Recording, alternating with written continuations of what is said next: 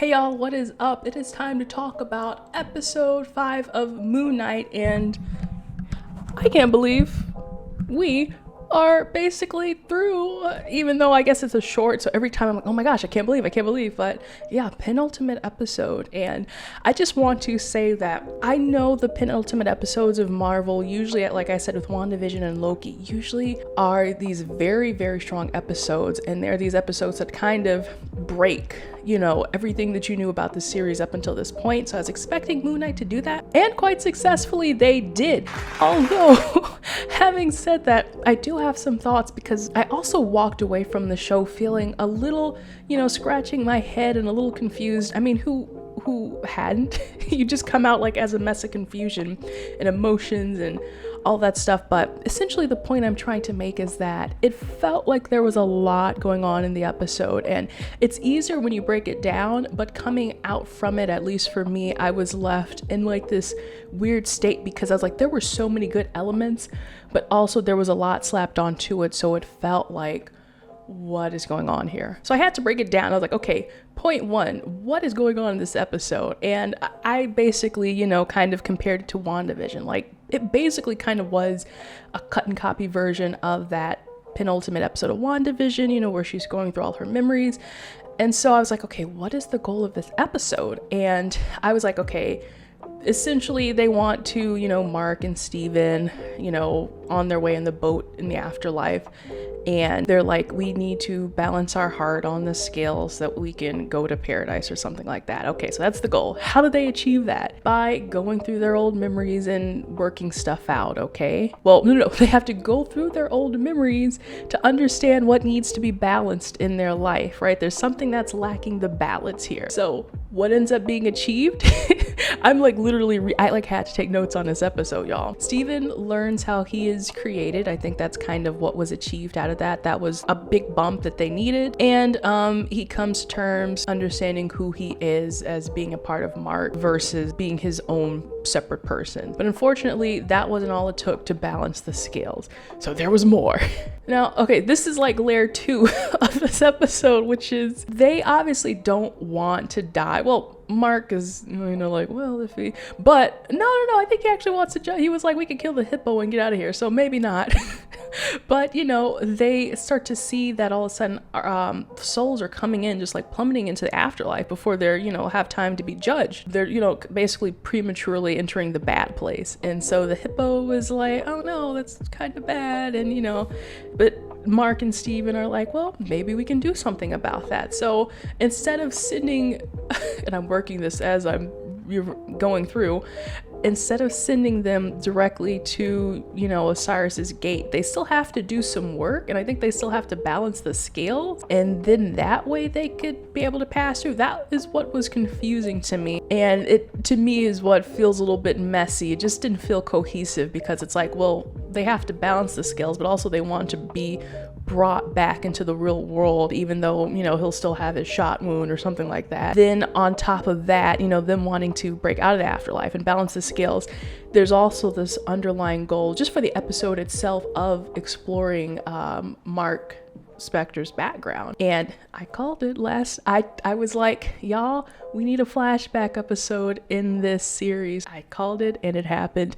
And even specifically them going back to the night that he became Moon Knight. So just want to, a little humble brag about that. But yeah, essentially there was a lot of zigging and zagging, and I needed to have my hand held during that episode, which I think is why WandaVision, I would say, maybe handled this type of episode a little bit better, only because you had Agatha there basically as the ghost of Christmas past, going through all the memories and like explicitly saying, no, this isn't the thing we're looking for. No, this isn't the thing. We have to dig deeper. And so, I mean, maybe if I just kept telling myself, it would make sense. But then just to add, I would say insult to injury, but just to add another layer to that, just when you can maybe believe like, okay, I know why they're going through these memories, I know why they have to balance the scales, we get this whole other back and forth situation about, Mark and Steven, and I believe even Jake being in the institution or the asylum. So the 3 layers essentially are being on the boat, going through the various memories of Mark Spector, and then going through the asylum. And as someone said, it was like kind of like the unreliable narrator Shutter Island thing, right? You're trying to believe like, well, is Leonardo DiCaprio the detective or is he the patient? Or it's been a long time since I've seen that movie, but it's like, just for me, just when things were starting to make sense, I was like, oh, okay, he actually is dead. We were left off on a cliffhanger in episode 4. And so you were left wanting a lot of answers, and we finally did get answers up until the point where he goes back to the office, and it's like, well, wait a minute, you're a doctor now, Arthur? What's going on? You just said there was a hippo and now there's not a hippo. I mean, obviously it's a choice that they wanted to make, and I'm sure they will flesh it out eventually. But I think for me, the problem was having 2 episodes back to back where it just got even more confusing, and it left me a little like, ah.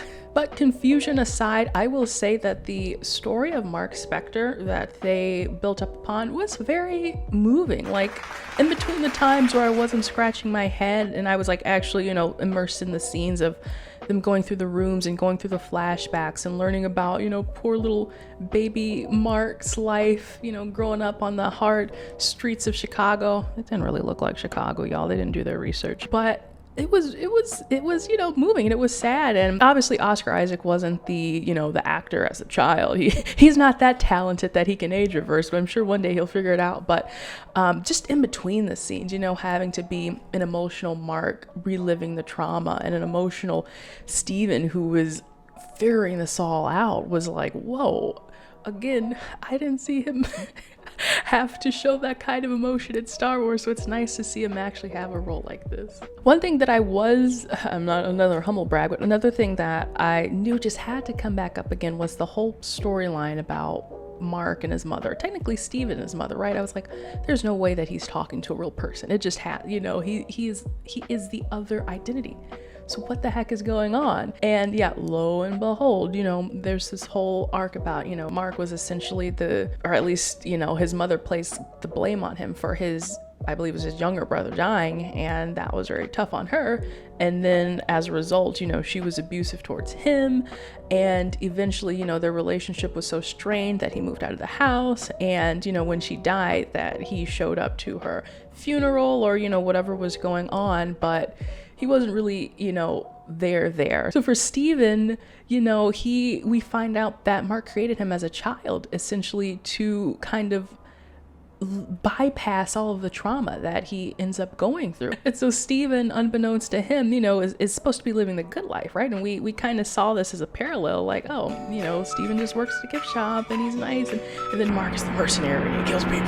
Yeah, overall, I just found that to be very well done as far as the execution of the backstory of Mark Spector. And here's a little spoiler for Peacemaker. Skip ahead 1 minute if you don't want to hear about that. As I was watching this, I was like, okay, this feels a little bit too familiar. Didn't we just have a storyline where there was, 2 brothers, and the parent was, the brother died, and the parent was upset that the brother was responsible for their child's death? And I was like, it's Peacemaker. It's Peacemaker, except for instead of the dad being an a-hole, now it's the mom. But I mean, who could have thought, who could have thought? I just thought that was kind of funny. Okay, but back to it. Overall, I have to say, what a wild ride this episode was. Like I said, I was on the fence about this, and there's a lot to discuss. There's a lot to break down. I mean, hey, they even had another MCU reference to the ancestral plane in Black Panther, talking about, like the different type of afterlives there are, so I thought that was kind of fun. If you think about it though, like they have the realms, so like if you're Norse mythology, you can go to anyway. I like how they kind of, they're like, yeah, a lot of stuff exists, but I also felt like they just had a lot to clean up in this episode, and there's a lot there's a lot of answers left, like at the end, Steven freaking succumbed to the sand zombies. Well, he beat them pretty good, and then he off of the ship, right? So what the heck is going to happen to Steven? And then all of a sudden the scales balanced because Mark wanted to help Steven, but then he got sent to Egyptian heaven.